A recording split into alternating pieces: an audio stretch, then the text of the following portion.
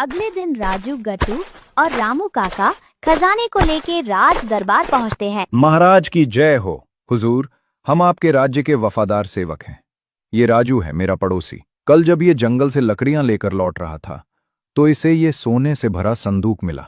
हमें लगा कि ये राज खजाना है, इसलिए हम इसे आपके पास ले आए। सैनिक संदूक खोलते हैं, सोने की चमक देखकर पूरी सभा दंग रह जाती है। ओए गट्टू, कुछ तो कर भाई, अपनी मेहनत का खजाना हाथ से जा रहा है। कोई ब्रांडेड आइडिया निकाल। मालिक, अब मैं क्या करूं? मुझे क्या ही पता था कि तुसी इतने ईमानदार बन जाओगे कि खजाना सीधा थाने ले आओगे। अबे, तेरे ही सपने में आया था ना कि हम अमीर बन गए। अब क्या हुआ? ओ मालिक, मैंने अमीर बनने का सपना देखा था, अमीर बने रहने का नहीं। सपना तो पूरा हो गया, अब आगे की गारंटी मेरी नहीं है। वाह बेटा, तू तो गजब का टोपीबाज निकला। इतना सारा सोना ये मेरा तो नहीं है, पर अगर मैंने ना कहा तो ये हाथ से निकल जाएगा। इतना लालच छोड़ना मूर्खता होगी। हाँ, बिल्कुल सही, ये मेरा ही खजाना है। कल जब मैं शिकार से लौट रहा था तब शायद रथ से गिर गया होगा। राजू, हम तुम्हारी ईमानदारी से बहुत खुश हुए। क्या महाराज?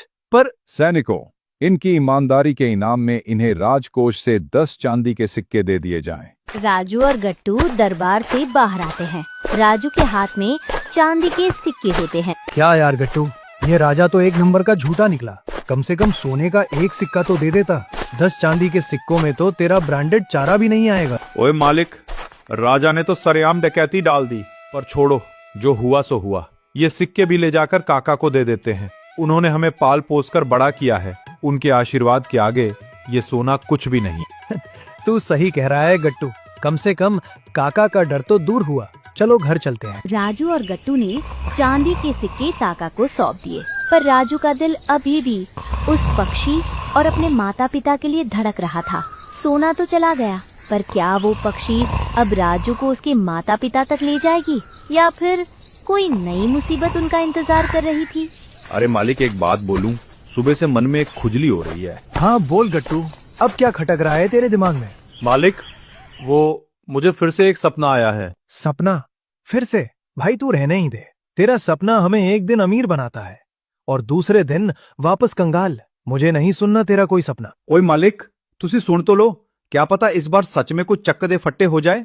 मैंने देखा कि वो पक्षी हमें एक बोतल दे रही है जिसमें बड़ा स्वादिष्ट जूस भरा है। जूस? बस इतना ही था सपना? अबे तुझे तो मैं गधा भी नहीं बोल सकता, क्योंकि जितना तेरे दिमाग में स्टोरेज है उतना ही सपना आता है तुझे। मालिक, अब भगवान ने स्टोरेज ही कम दिया है तो मैं क्या करूं, पर चलो तो सही।